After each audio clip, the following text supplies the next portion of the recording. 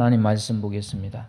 로마서 6장 12절부터 16절까지 보겠습니다. 우리 다 함께 한 목소리로 봉독하겠습니다. 그러므로 너희는 죄가 너희 죽을 몸을 지배하지 못하게 하여 몸의 사욕에 순종하지 말고, 또한 너희 지체를 불의의 무기로 죄에게 내주지 말고, 오직 너희 자신을 죽은 자 가운데서 다시 살아난 자 같이 하나님께 드리며 너희 지체를 의의 무기로 하나님께 드리라. 죄가 너희를 주장하지 못하리니 이는 너희가 법 아래에 있지 아니하고 은혜 아래에 있음이라. 그런즉 어찌하리요? 우리가 법 아래에 있지 아니하고 은혜 아래에 있으니 죄를 지으리요? 그럴 수 없느니라. 너희 자신을 종으로 내주어 누구에게 순종하든지 그 순종함을 받는 자의 종이 되는 줄을 너희가 알지 못하느냐? 혹은 죄의 종으로 사망에 이르고 혹은 순종의 종으로 의에 이르느니라. 아멘. 없나이다. 아멘. 누구의 지배를 받고 사십니까? 이런 제목으로 말씀 전합니다. 예수 믿는 거는요, 나 예수 믿어요, 이런 어떤 선언과 자기 자신 스스로의 자부심, 인정, 다른 사람이 나를 예수 믿는 사람으로 인정하는 것, 이런 문제가 아닙니다. 마음으로 인정하고 입으로 선언했다고 해서 그 사람이 하나님 보시기에 구원받을 완전한 믿음의 사람인 것은 아니죠. 실제적으로 예수 믿는다고 말할 수 있는 판단은 그 심령과 마음이 누구의 지배를 받고 있으며 그 삶에서 어떤 열매를 맺고 있는가, 이것을 통해서 판단할 수 있는데, 그것은 인간으로서는 정확히 판단할 수가 없고 오직 하나님만 정확히 판단할 수 있기 때문입니다.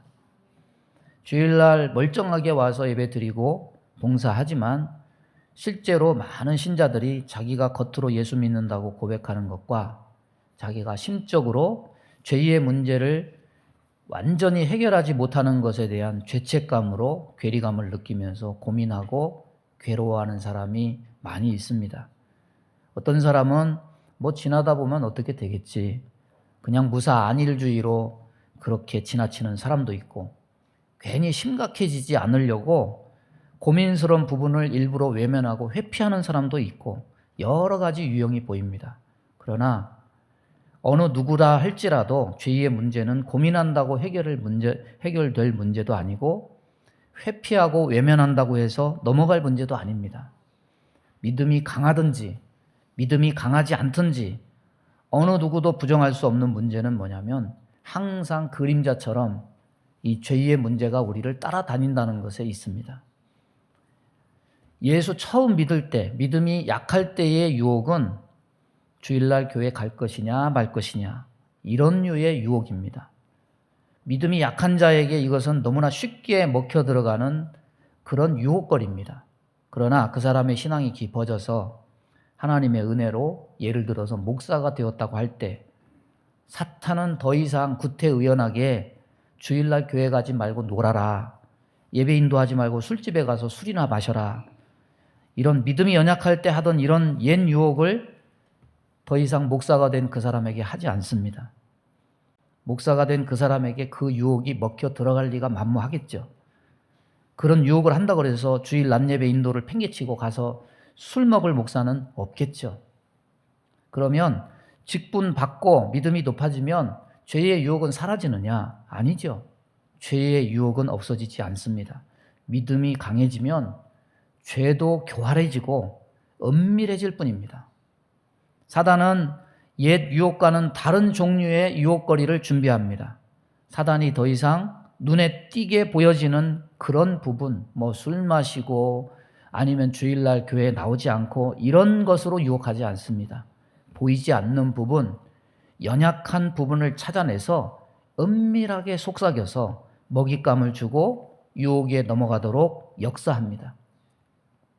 보이지 않는 마음에서 역사해서 누군가를 미워하게 만들어서 마음에 사로잡히게 만든다든지, 분을 품게 만들어서 사로잡히게 만든다든지, 불평과 원망과 시비거리를 마음에 품고 산다든지, 마음의 두려움과 불안에 사로잡히게 해서 믿음의 담대함을 상실하게 만든다든지, 부부싸움하게 만들어가지고 주일날 사역하는 일을 어렵게 만든다든지, 이런 보이지 않는 부분들을 살짝 건드려서 어떻게 하든지 은혜의 삶에서 멀어지도록 역사합니다.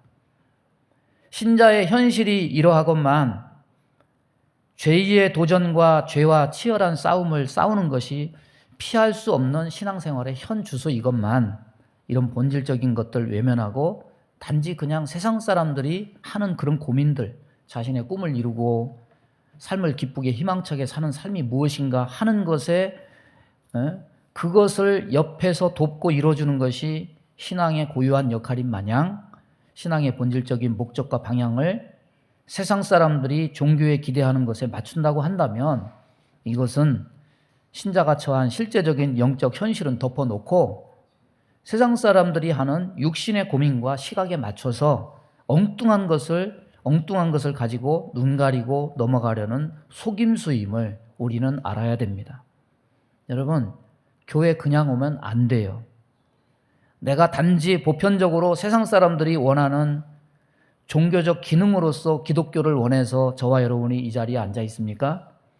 참된 믿음과 구원에 초점을 맞춘 신앙을 원해서 저와 여러분이 이 자리에 앉아 있습니까? 우리는 스스로에게 물어야 됩니다.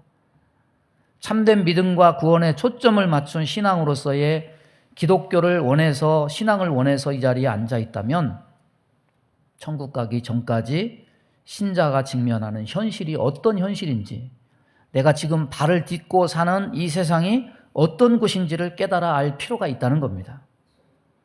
오늘 말씀 12절 13절을 이렇게 말씀합니다. 그러므로 너희는 죄가 너희 죽을 몸을 지배하지 못하게 하여 몸의 사욕에 순종하지 말고, 또한 너희 지체를 불의의 무기로 죄에게 내주지 말고, 오직 너희 자신을 죽은 자 가운데서 다시 살아난 자 같이 하나님께 드리며 너희 지체를 의의 무기로 하나님께 드리라. 이 말씀은요, 분명히 이미 구원받았다고 하는 자를 향해서 하는 말씀인데, 사도 바울은 너희 지체를 불의의 무기로 죄에게 내주지 마라, 이렇게 표현하고 있습니다. 이것은 믿지 않는 자를 향해서 하는 말이 아니에요. 이미 믿고 있는 로마교회 성도들을 향해서 하는 말입니다. 다시 말하면 거듭난 신자라도 언제든지 죄의 미혹에 끌려갈 수 있어서, 죄에 미혹되면 신자가 지체를 불의의 무기로 죄에게 내줄 수 있는 가능성이 충분히 있다는 겁니다. 이것을 간접적으로 말해주는 겁니다. 예수 믿으면 죄에서 해방됐다고 말하지만은 실제로 신자라고 해도 예수 믿는다고 해서 100% 죄와 단절이 이루어지는 것은 아닙니다. 신자가 거듭나고 구원받았지만은 현실에서 여러 가지 당혹스러움을 우리는 경험합니다. 예수 그리스도의 십자가 사건으로 사탄이 허리가 끊어졌다고 하지만 그렇다고 사탄이 없어진 건 아니에요.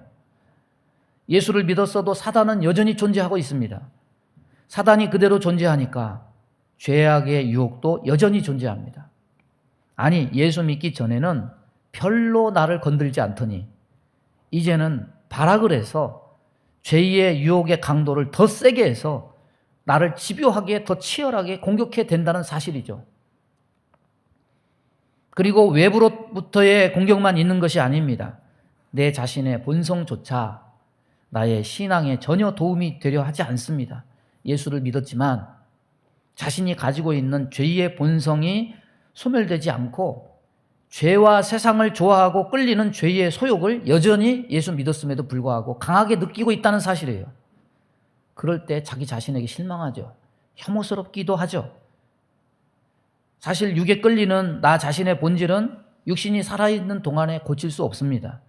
이거는 죽어야 사라져요. 이미 거듭났고 구원받았다고 하지만 사단도 여전히 존재하고 죄의 유혹도 여전히 존재하고 죄와 세상을 좋아하는 본성도 여전히 존재합니다. 신자가 현실에서 죄를 이기는 삶을 살기에는 처한 현실이 안팎으로 너무 불리하고 혹독하게 그지없습니다.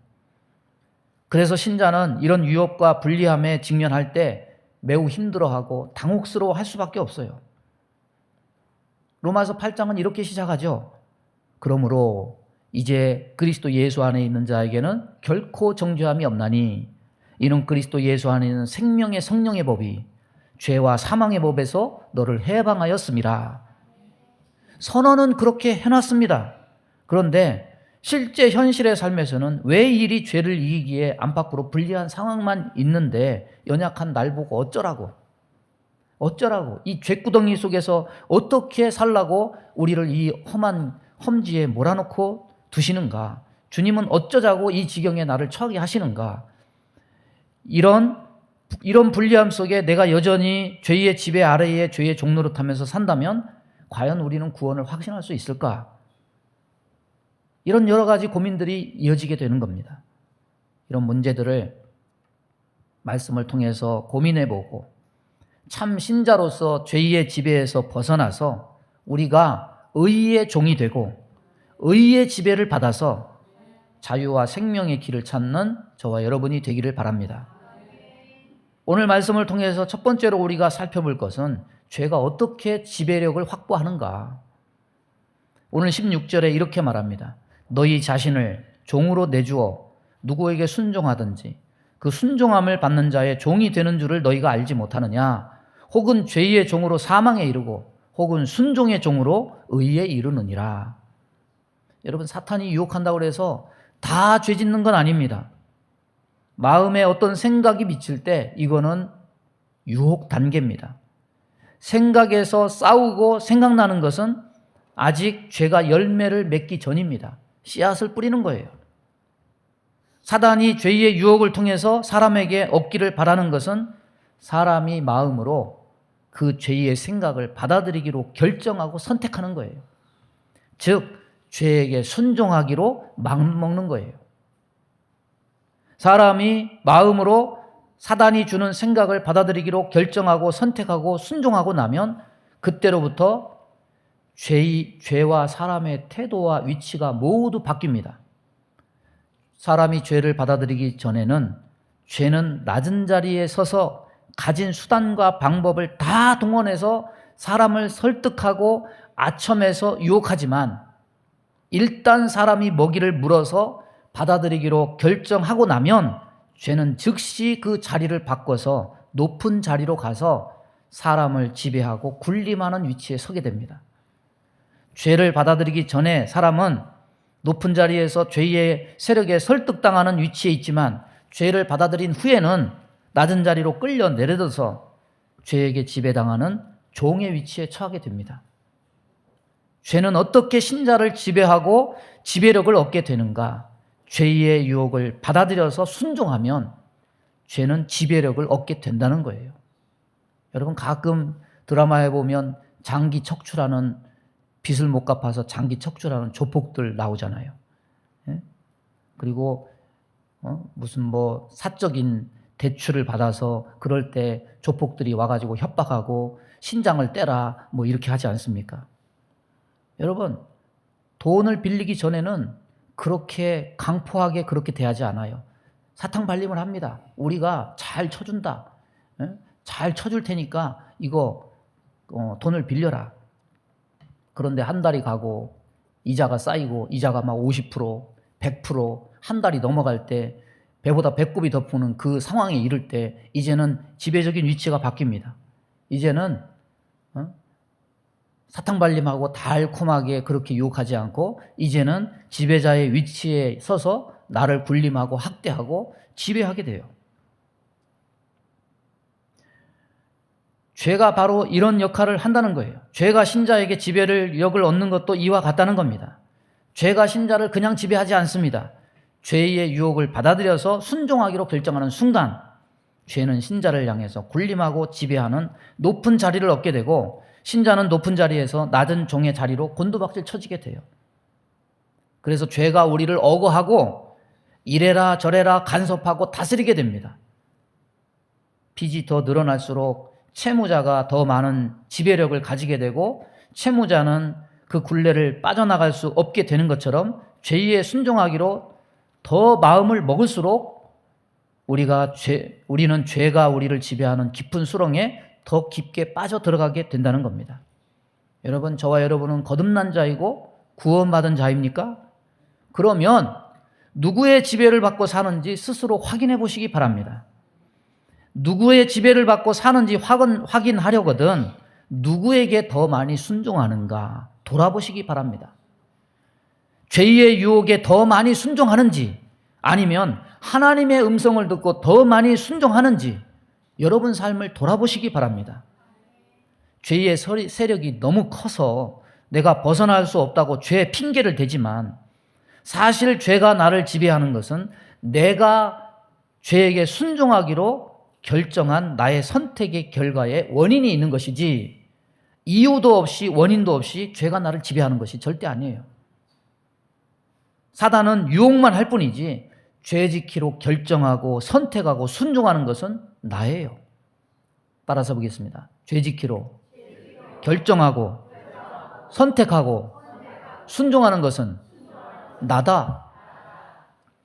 부정할 수 없어요. 죄의 유혹에 이렇게 순종하면 지배받게 돼요.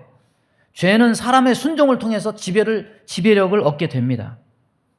그러나 성경이 우리에게 말씀하는 것은 뭡니까? 이런 말을 들으면 불안하죠. 그러나 성경은 그 말만 하지 않습니다. 성경이 우리에게 말씀하는 것은 뭐냐면 거듭난 신자라면 죄의 지배를 받을 수 없다. 이렇게 말씀합니다. 신자가 죄의 지배를 받을 수 없는 이유가 뭡니까? 여러분, 신자가 현실에서 느끼는 당혹스러움, 사단이 여전히 존재하고 있고 죄의 유혹의 강도도 더 세져서 집요하고 치열하게 공격해오고 내 죄의 본성은 사라지지 않고 오히려 외부에서 오는 유혹에 손 뻗치기를 좋아하는 이런 삼중으로 분리한 현실, 죄는 강하고 신자는 약하고 우리는 연약하고 이런 초라한 면이 분명히 있습니다. 이런 상황이 옛날에 우리 일제시대와 비슷하지 않습니까? 힘이 약한 우리나라, 민비가 시해당하고 고종이 어인을 찬탈당하고 국권과 나라를 일제에 빼앗기고 이 땅은 일제의 식민 통치를 받게 돼요. 우리나라는 본토에서 쫓겨서 상해 임시정부를 수립하게 되어 있게 됩니다. 그러나 나라 뺏겼다고 우리가 스스로 일왕이 우리의 주인이고 우리는 일왕의 백성이다 이렇게 말할 수 있습니까? 오늘 성경은 죄에 대해서 이렇게 선언합니다.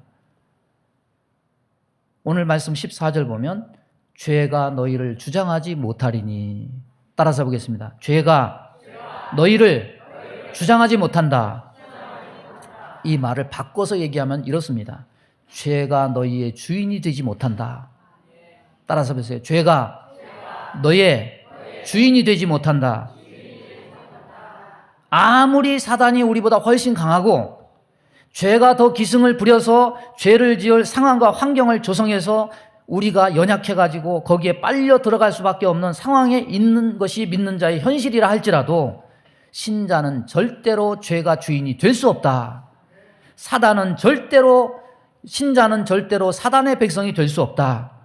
왜 그러느냐? 신자는 사단이 주인이 아니라 하나님이 주인이시기 때문이다.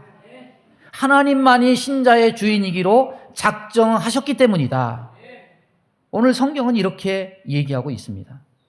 여러분, 이 상황을 출애굽 상황을 떠올리면 그대로 이해가 됩니다. 애굽에서 바로의 종이 돼서 노예 생활하고 있는 이스라엘은 자신의 힘으로는 도저히 바로의 손에서 벗어날 수 없는 그런 형편이었습니다. 이스라엘은 하나님 말씀을 듣고 바로의 권세와 힘에서 벗어나려고 하면 할수록 바로는 더 이스라엘을 핍박하고 어렵게 만들어서 그나마 생긴 하나님에 대한 믿음과 신뢰를 꺾어버리고 허물어뜨렸습니다. 여러분, 애굽과 바로는 큰 세력이에요. 죄도 똑같습니다. 죄도 큰 세력이에요. 세상도 큰 세력이에요. 내 안에 있는 이 죄에 대한 욕망 속 욕구도 이것도 큰 거예요. 죄는 그냥 관념이 아닙니다. 죄는 실제적인 힘이고 세력입니다. 그런 상황 속에서도 하나님은 변함없이 바로에게 모세를 보내서 7번이나 뭐라고 얘기하시느냐? 내 백성을 보내라. 그들이 광야에서 나를 섬길 것이니라. 바로 네가 노예를 삼아서 부리고 있는 이 백성은 네 백성이 아니라 내 백성이다.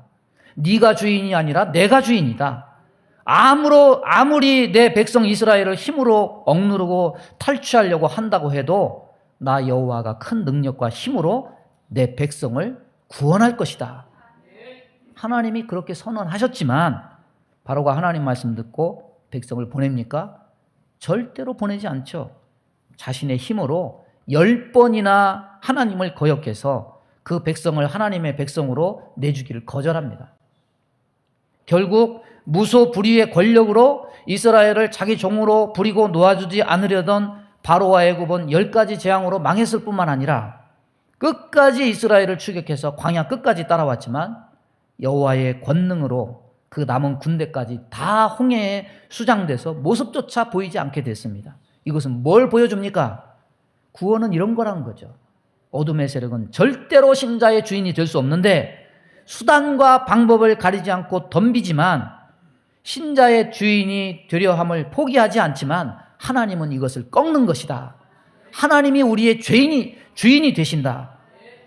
어둠의 세력은 신자의 삶을 강탈하려고 합니다. 주인이 되려고 하고 노예를 삼으려 합니다. 이스라엘 백성이 바로에게 겁먹고 두려워했던 것처럼 우리 역시 주인 되려고 덤비는 어둠의 세력 때문에 우리 마음에 때로 불평이 임하죠. 왜 이런 환경을 우리에게 주십니까? 왜 이런 압박감을 우리에게 주십니까? 겁을 먹고 두려워하지만 성경은 선언합니다. 죄가 너희를 주장하지 못하리니, 죄가 너희의 주인이 될 수 없으니 우리에게 말씀합니다. 죄의 세력이 강해서 안팎으로 삼중의 겁박을 받아서 불리한 상황에 처해 있지만 이 안팎의 죄의 세력에서 우리를 건지실 분은 우리 자신이 아니에요. 다른 어떤 능력이 아니에요. 우리를 자기 백성 삼으신 하나님이십니다. 그분이 신자의 주인 되시기로, 왕 되시기로 작정하셨습니다. 따라서 어떤 죄의 능력이 강하다 하더라도 죄가 우리를 주장하지 못한다. 죄가 신자의 주인 노릇할 수 없다. 우리는 이 사실을 분명히 기억해야 됩니다. 이스라엘이 그 주인을 바로에서 하나님으로 바꾼 것은 하나님의 권능으로 인해서 하나님의 백성 된 것이고 하나님을 주인 삼게 된 것이지 그들의 선택이 아니에요. 신자가 하나님의 백성이 되는 것도 신자의 선택이나 능력이 아니에요. 내가 믿음이 크면 이것을 이기고 믿음이 작으면 이것을 못 이기고 우리는 항상 그런 차원에서 생각하죠. 아니에요. 힘은 하나님께 있습니다. 하나님의 권능으로 이기는 거예요. 바로가 그들을 놔주지 않고 계속해서 주인 노릇하려 했지만 하나님의 권능으로 다 꺾어지고 아무것도 아닌 것처럼 무력화되고 만 겁니다. 여러분 신앙생활 하면서요, 죄에 대한 패배감, 무력감, 이 죄의 현실에 대해서 아니란 생각을 가진 사람들이 너무 많아요. 그래서 뭐 원래 세상은 그런 거야. 누구나 다 이렇게 살지 않아?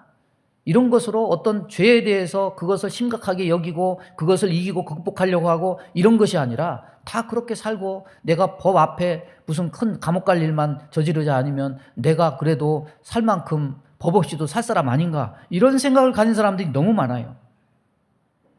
거듭난 자도 죄를 짓는다고 하니까 죄 짓는 거 다반사로 여기고 어쩔 수 없잖아. 다 그렇게 살잖아. 죄의 지배를 어쩔 수 없다고 핑계하면서 받아들이고 아예 죄를 이기고 극복하고 그것을 떨치는 것이 아니라 죄와 동반자 관계로 사는 사람이 많다는 겁니다. 여러분 과연 이런 태도가 맞습니까? 성경은 분명히 죄가 너희를 주장하지 못하리니, 죄가 너희의 주인 될 수 없으리니 말씀하고 있는데 입으로는 하나님이 주인이라고 말하면서 삶으로는 죄를 자기 주인 삼고 친구 삼으면서 사는 사람이 과연 거듭난 자고 구원받은 자라 할 수 있습니까? 그런 주장이 맞다면 죄가 너희의 주인이 될 수 없다는 이 말은 거짓말이 되는 거예요.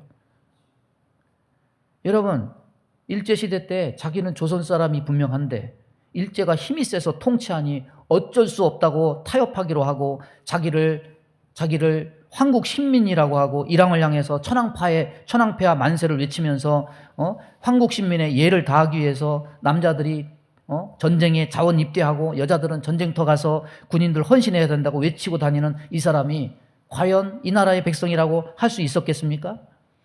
마찬가지로 성경은 우리의 주님은 하나님이시기 때문에 신자는 죄의 지배를 받을 수 없는 것이라고 말하는데 죄의 지배받는 것을 어쩔 수 없는 현실이라고 여기고 죄가 마치 자기의 주인이라도 되는 마냥 여긴다면 이 사람이 어떻게 거듭난 사람이 될 수 있습니까? 따라서 보겠습니다. 신자는 죄의 지배를 받을 수 없다. 죄의 종이 될 수 없다. 우리의 주인은 하나님이시다. 믿으시기 바랍니다. 현실을 더 많이 믿어요. 어쩔 수 없잖아. 아니에요. 우리는 현실을 믿으면 안 돼요. 하나님이 주인이시다. 나는 하나님이 주인을 삼고 이것을 이겨야 된다. 이렇게 용기를 다하시기 바랍니다. 두 번째는 뭡니까? 너희가 법 아래에 있지 아니하고 은혜 아래에 있음이라. 이 은혜 아래에 있다는 말을 사람들은 마음을 감동시키는 어떤 정적인 느낌 정도, 그냥 하나님이 우리를 사랑하셨다는 정도의 막연한 그런 정서적 관념으로 이해를 하는 사람이 많습니다. 그러나 은혜 아래에 있다, 이것은 막연한 관념적인 의미가 아니에요. 이 말은 신자는 하나님의 실제 영향력, 강력한 실제 권능의 아래에서 산다. 신자의 삶에는 죄를 이기게 하는 하나님의 실제적인 강력한 은혜의 다스림이 있다. 이것을 말씀해 주는 거예요. 하나님이 신자의 주인이기 때문에 죄가 신자의 주인이 될 수 없다는 것이 신자가 죄의 지배를 받을 수 없는 소극적인 이유라고 말할 수 있다면, 신자가 은혜 아래에 있다, 이 말은 신자가 죄의 지배를 받을 수 없는 적극적인 이유라고 말할 수가 있습니다. 죄를 이기게 하고 죄의 지배를 벗어나게 하는 하나님의 은혜의 다스림이 얼마나 강력한지 15절은 이렇게 다시 한번 강조합니다. 15절에 그런즉 어찌하리요? 우리가 법 아래에 있지 아니하고 은혜 아래에 있으니 죄를 지으리요? 그럴 수 없느니라. 절대 그럴 수 없다는 거예요. 여러분, 바로의 압제 아래서 이스라엘을 끌어낸 것은 이것이 내 백성이다, 그 차원에만 있지 않아요. 거기에 뭐가 있습니까? 하나님의 강력한 권능과 능력이 있어요. 우리는 죄의 세력에 대한 압도감, 두려움, 어쩔 수 없음, 강력함에 대해서 많이 말하면서, 그러면서 우리를 메뚜기라고 해요. 우리 할 수 없어. 저 성을 넘을 수 없어. 저 거인들을 우리가 칠 수 없어. 그런데 그 죄의 세력을 몰살시키시는 하나님의 능력에 대해서는 과소평가하거나 간과하거나 아예 언급하지 않을 때가 너무 많아요. 이스라엘을 움켜쥐고 놓아주지 않으려던 애굽의 세력을 분쇄해서 그 소나기에서 해방시키신 것은 하나님의 강력한 능력이었습니다. 그래서 출애굽기 6장 1절 보면 여호와께서 모세에게 이르시되 이제 내가 바로에게 하는 일을 내가 보리라. 강한 손으로 말미암아 바로가 그들을 보내리라. 강한 손으로 말미암아 바로가 그들을 그 땅에서 쫓아내리라. 여러분, 하나님은 너와 나의 관계가 주인이고 백성이고 아들이고 자녀고 거기에만 머무르지 않아요. 죄의 세력이 실체라면 그것을 박살내는 하나님의 능력도 실체입니다. 이것이 무엇이냐? 하나님의 은혜입니다. 주의 오른손의 권능으로 하나님은 이 죄의 세력을 박멸하고 분쇄하고 망하게 합니다. 바로가 아무리 그 백성을 놓아주지 않으려고 했어도 결국 주의 오른손의 권능으로 이 애굽 군대는 망하고 분쇄되고 말았습니다. 그래서 왜 우리는 출애굽 속에 하나님은 권능이라고 말하면서 우리 삶의 현실에서 하나님은 우리를 죄에서 구원하기 위해서 그 바로를 명한 권능으로 우리를 위해서 일하실 거라고 우리는 믿지 않고 그것을 기대하지 않습니까? 죄의 유혹에 직면할 때, 죄의 압박에 있을 때, 여러 가지 현실에서 이런저런 이유로 내 마음의 믿음보다는 불평, 불만이 생각할 때 우리는 뭘 생각해야 되느냐? 하나님, 바로를 멸하신 그 권능의 팔로 우리에게 은혜를 주셔서 내 힘이 아니라 하나님의 권능으로 이 죄를 멸하게 하여 주옵소서. 기도하시기 바랍니다. 하나님은 자기 백성을 죄에서 구원하시기 위해서 당신의 아들을 십자가에 못 박으셨고 자기 백성을 구원하시는 일을 지속적으로 완성하기 위해서 성령을 보내서 죄에서 구원하는 사역을 지금도 지속적으로 하시고 계시고, 이 땅에서 자기 백성이 구원받은 이후에 우리가 살아내는 이 삶의 현장에서 가장 큰 문제는 뭐냐? 죄를 이기는 삶이에요. 그 죄를 이기는 삶의 가장 핵심은 뭐냐? 하나님이 우리의 주인이시다. 죄가 주인이 아니다. 하나님은 권능으로 이 죄를 박멸하기를 원하신다. 이 말씀을 오늘 말씀이 우리에게 주시고 있는 겁니다. 여러분, 하나님이 뭘 위해 일하는지 분간도 못하고 죄를 이기는 것이 무슨 인간의 알량한 도덕심과 깨달음의 능력에서 오는 줄로 착각하고 죄를 위해서 일하시는 하나님을 의지하고 구하는 일을 멈추고 있다면 자기 자신은 대단히 교만하게 과대평가하고 있는 것이고 하나님의 능력은 대단히 과소평가하고 있는 거예요. 여러분, 여러분의 능력으로 하나님이 죄를 이기라 하신 적이 없어요.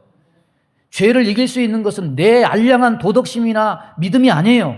죄를 이기는 것은 하나님의 권능입니다. 그래서 은혜 아래에 있다는 말은 신자에게는 죄를 이기게 하는 하나님의 능력이 분명히 함께 한다는 말이에요.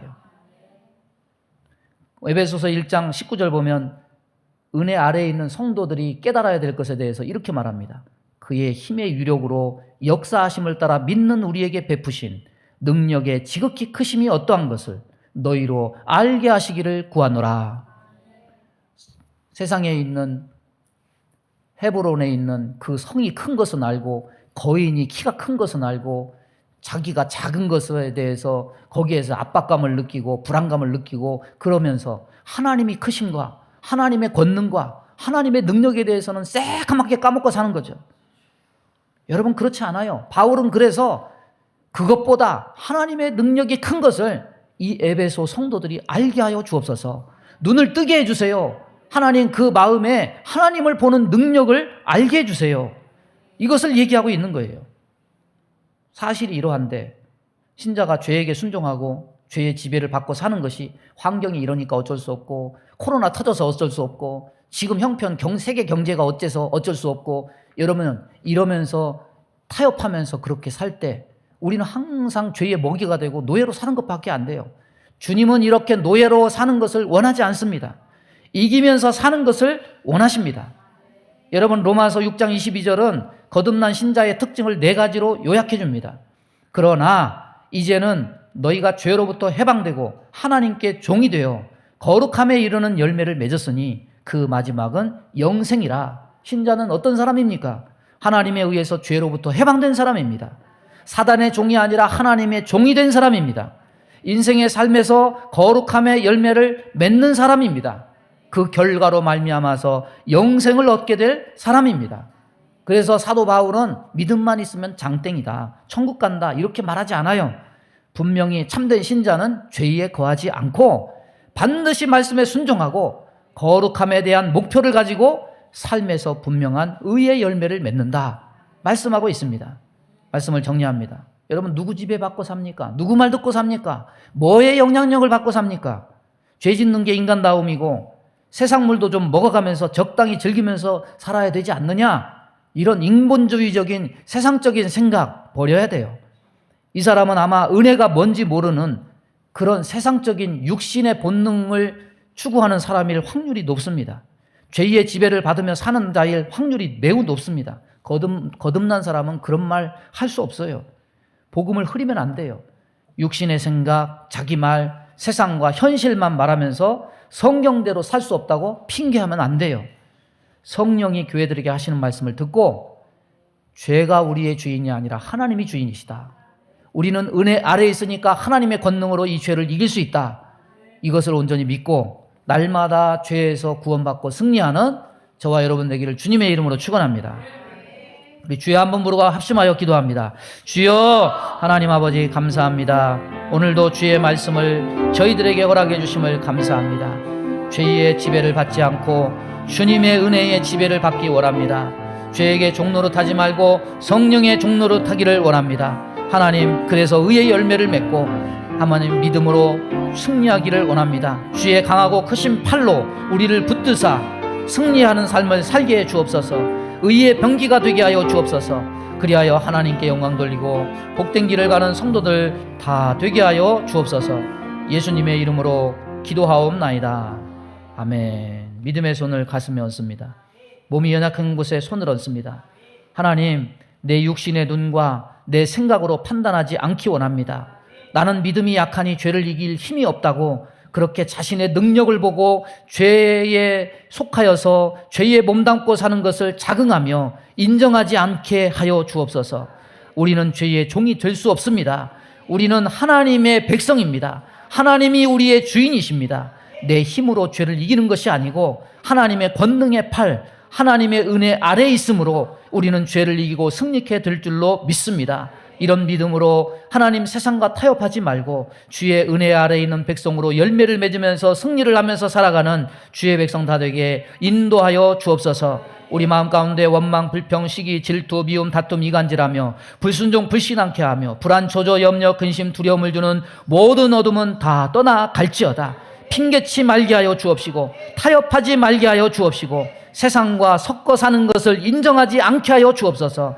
그리하여 온전한 열매를 맺고 하나님께 영광 돌리는 도구가 다 되게 인도해 주옵소서. 몸이 연약한 곳에 손을 얹고 기도합니다. 손을 얹은 곳마다 주의 보혈로 씻어주시고 성령의 불로 태워 주옵소서. 예수 이름으로 명하노니 모든 병만은 다 떠나갈지어다. 영육간에 강건케 하시고 죄를 씻어주시고 온전케 하시고 강건해서 승리의 삶이 되고 의의 병기로 쓰임받는 성도들 다 되게 복내려 주옵소서. 예수님의 이름으로 축복하고 기도하옵나이다. 아멘.